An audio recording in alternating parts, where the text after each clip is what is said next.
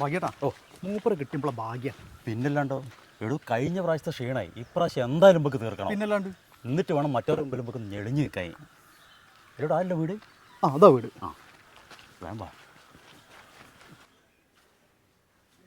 രാന്ദ്രേട്ടാ, രാന്ദ്രേട്ടാ. ആരായിരുന്നു?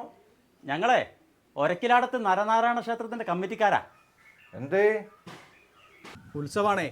കഴിഞ്ഞ പ്രാവശ്യത്തെ വെടിക്കെട്ടില്ലേ ഞങ്ങൾ ലേശം ഒന്ന് പുറകിലായി പോയി. അതുകൊണ്ട് കമ്മിറ്റീൻ്റെ തീരുമാനം എന്താ വെച്ചാൽ ഇപ്രാവശ്യം നിങ്ങളെ ഏൽപ്പിക്കാന്നാണ്. ഒന്നാമത് അധിക ദിവസമില്ല, അപ്പോൾ ഞങ്ങൾ അഡ്വാൻസ് ആയിട്ട് വന്നതാണ്. അപ്പോൾ ഇന്ന് നിങ്ങൾ വന്ന് പണി തുടങ്ങുകയാണെങ്കിൽ ഞങ്ങൾക്ക് അത്രയും സമാധാനം. ഇനി ഇപ്രാവശ്യം നാടൊന്ന് കുലുങ്ങണം, അമ്മാരി വെടിക്കെട്ടാവണം. എന്നാ പിന്നെ ഇറങ്ങല്ലേ?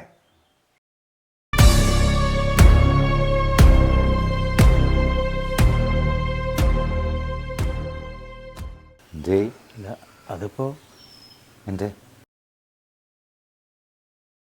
ഇല്ല, ഇതിങ്ങനെ എങ്ങനെ? അല്ല, ഇങ്ങനെ പൊള്ളിയിട്ട് ഇപ്പോൾ എങ്ങനെയാണ്? അതിനെങ്ങക്കെന്താ? എന്നെപ്പോലുള്ള ആൾക്കാർക്ക് പൊള്ളി പോലും ഞങ്ങൾ ചത്തു പോലും. നിങ്ങൾക്കതൊരു പ്രശ്നമുള്ള കേസല്ലല്ലോ. നിങ്ങൾക്ക് ഒച്ചണ്ടായ പോലെ നാട് കിടുങ്ങണ്ടേ? ദാ അച്ഛനാ പണ്ട് ഇതേമാതിരി ഒരു വെടിക്കെട്ടിൻ്റെ സ്ഥലത്ത് ആന ഇടഞ്ഞിട്ട് അങ്ങനെ ആന ചവിട്ടിക്കൊന്നാ. എന്നിട്ട് ഇപ്പോഴും നമ്മൾ ആനേനെ കൊണ്ടു കിടക്കില്ലേ എത്ര സ്ഥലത്ത്? അതുപോലെ തന്നെയാണ്. ഇതിനു മുമ്പ് എന്തെല്ലാം വെടിക്കെട്ട് അപകടങ്ങൾ ഉണ്ടായിട്ടുണ്ട്. എന്നിട്ട് അത് നിരോധിച്ചാ. അതുകൊണ്ട് അത് പ്രശ്നമാക്കണ്ട. നിങ്ങൾക്ക് ശബ്ദം ഉണ്ടാവണ്ടേ? നാട്ടിൽ കിട്ടിക്കണം നമുക്ക്. വാ, ഇപ്പം ഇറങ്ങണ്ടേ? ഇപ്പം ഇറങ്ങിയാലേ കാര്യം നടക്കുള്ളൂ. വാ മക്കളെ, വാ.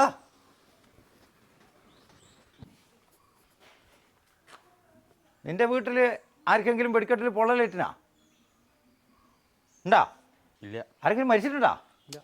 അതുകൊണ്ടാ അങ്ങനെയൊന്നും ഇല്ലാത്തടത്തോളം കാലം നമുക്ക് പൊളിക്കണ്ടേ? വാ, വരുന്നില്ലേ? വാ മോനെ, വാ. നാട് കിടക്കണ്ടേ? വാടാ, വാ.